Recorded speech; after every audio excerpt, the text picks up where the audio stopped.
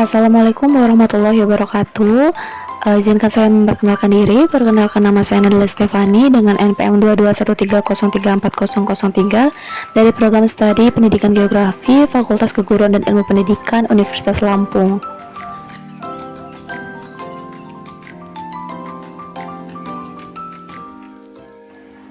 Pada video kali ini saya akan membahas hubungan antara materi penapisan citra dan konvolusi mata kuliah pemrosesan citra digital yang diampu oleh Bapak Riko Andrian SSI MKOM dengan implementasi nyata dalam dunia deep learning, yaitu melalui sebuah artikel jurnal yang saya kutip, yakni berjudul Implementasi Algoritma Convolutional Neural Network Architecture Mobile NetV2 untuk klasifikasi ekspresi wajah pada dataset FAIR, dengan penulisnya adalah Devris Dimas Permana Putra, Galang Kurnia Anaga, dan Wahyu Tia Fitriana. Jurnal publikasi dari Seminar Nasional Teknologi dan Sains volume 3 nomor 1 tahun 2024.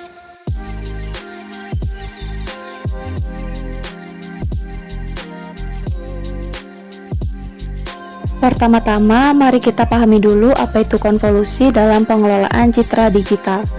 Berdasarkan materi dari mata kuliah pemrosesan citra digital oleh Rinaldi Munir, dapat kita simpulkan bahwasannya konvolusi adalah salah satu teknik utama dalam penapisan citra, di mana kita bisa memodifikasi nilai piksel dengan mempertimbangkan nilai tetangganya menggunakan kernel ataupun mask. Secara matematis, konvolusi ini adalah kombinasi linear antara kernel dan bagian kecil dari suatu citra.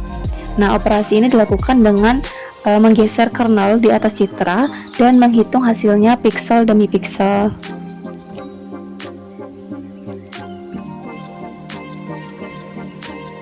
Nah, dalam Convolutional Neural Network atau CNN ini, prinsip konvolusi ini diterapkan pada lapisan awal jaringan, di mana CNN itu menggunakan kernel sebagai filter deteksi fitur, misalnya pada saat mendeteksi tepi atau pola bentuk wajah maupun tekstur ekspresi.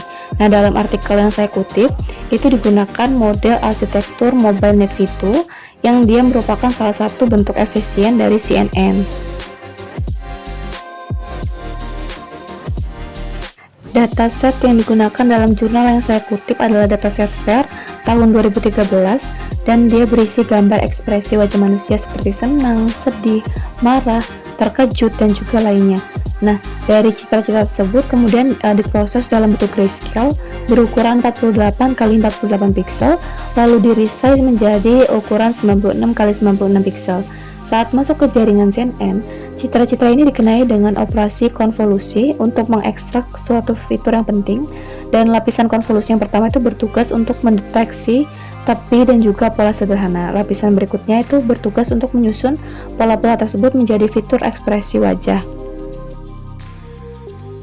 Arsitektur CNN yang digunakan pada jurnal yang saya kutip adalah arsitektur Mobile NetV2, di mana dia mengoptimalkan konvolusi dengan yang pertama ada Device Separable Convolution yang bertugas untuk memisahkan filtering spasial dan kombinasi channel. Kemudian yang kedua ada Linear Bottleneck dan juga Shortcut yang dia membuat training lebih cepat dan modelnya tetap ringan.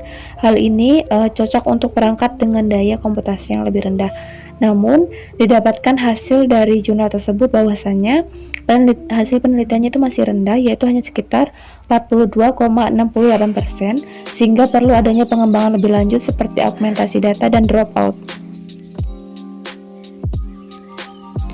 Selanjutnya, dalam praktik konvolusi, di sini menghasilkan model prediksi ekspresi berdasarkan fitur yang diperoleh dari proses konvolusi. Penilaian model itu dilakukan dengan menggunakan confusion metric, dan disinilah juga dapat terlihat bahwa efektivitas dari konvolusi itu dapat mengekstrak suatu fitur ekspresi. Oke, jadi dapat kita simpulkan bahwa proses konvolusi itu bukan hanya sekadar teori matematika, tetapi merupakan komponen inti dalam CNN untuk mengenali pola visual termasuk ekspresi wajah. Dari teori dasar yang kita pelajari di mata kuliah hingga implementasi yang terdapat dalam jurnal yang saya kutip, itu semuanya menunjukkan bahwa konvolusi adalah jembatan penting antara citra mentah dan juga pemahaman visual oleh mesin. Oke, baik. Terima kasih sudah menyimak video ini. Semoga penjelasan ini membantu teman-teman dalam memahami bagaimana penapisan citra dan juga konvolusi itu diimplementasikan di dalam dunia nyata, termasuk melalui CNN dan juga mobile net Vito.